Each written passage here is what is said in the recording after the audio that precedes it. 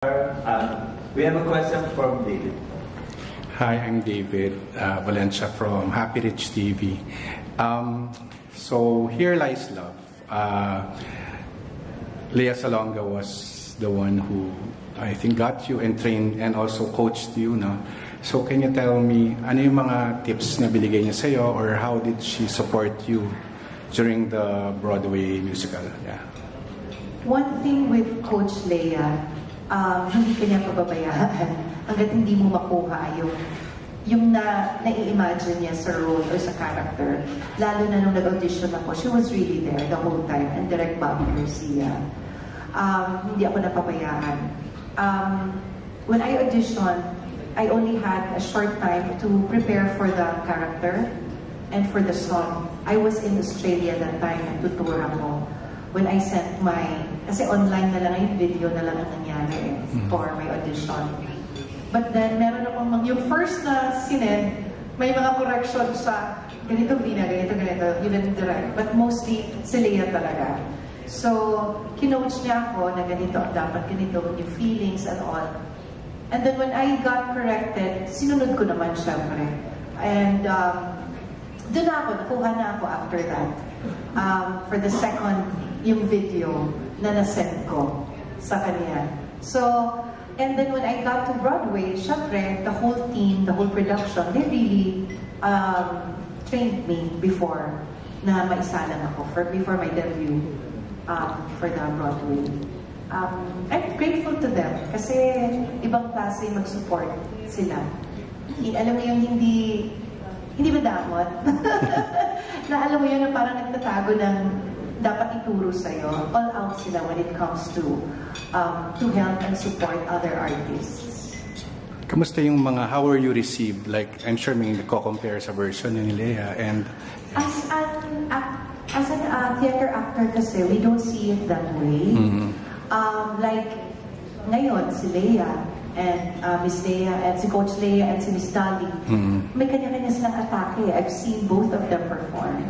So, hindi mo maiko-compare yung interpretation nila sa character. Kasi may kanya-kanya kaming interpretation sa character na binibigay sa amin. Kung paano mo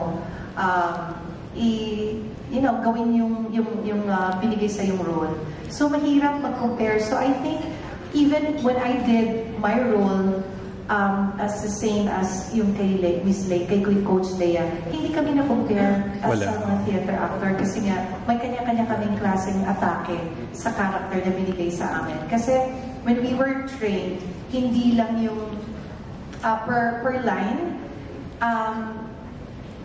kinakausap ka niya may meeting kayo, kinakausap ka, how do you feel about this? So, may kanya-kanya kaming klaseng emosyon, di ba? So, ito yung per line na ginawa ko dun sa song namin. Magkaiba yung level ng emotions na naibibigay namin. Pwede ba sample one line lang? Pwede one line, kahit one. Kasi sa concert baka meron? Sa concert, oo. Okay. So there's no comparison talaga. Kasi mahirap mag-compare kasi may kanya-kanya atake. Thank you. Anong secret mo sa staying beautiful and young after all these years? Siguro, I stay out of stress.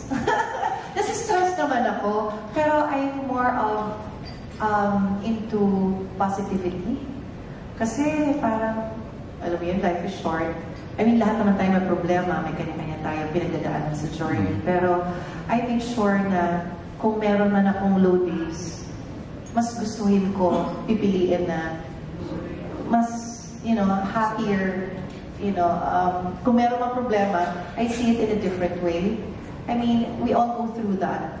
And then, at the end of the day, there will be, good things naman happens to everyone, di ba? May mga bad days, may good days. So, hindi walang katapusan naman hindi naman tuloy-tuloy yung bad days. So, para sa akin, positivity, positive look in life. Outlook in life. Last question. Yung tips mo for all the other artists who wants to be a triple threat like you, na singer, dancer, and actress. Yan. Well, una-una, it's a gift from God. Kaya lang, even if it's a gift from God, kung hindi mo naman hinahasa o ayaw mo mag-excel o ayaw mo mag-practice, ayaw mo mag-rehearse, di ba? Hindi mo pa rin magagawa na tama yung pinapagawa sa yung proyekto or projects na, na binibigay sa'yo. So I guess, mas kailangan mo lang ng focus and polish and always innovate. Kasi may mga bagong dance steps ngayon na hindi mo rin, di ba? Hindi katulad doon na iba. Alam mo, kailangan mo makisabay. Kasi di ba, hindi lang, well, it's a talent from God, it's a gift from God, pero kailangan mo makisabay when it comes to training, rehearsals, practice. So, I guess, kung paano mo lang dalhin yung sarili mo, I guess. Thank you so much. Thank you.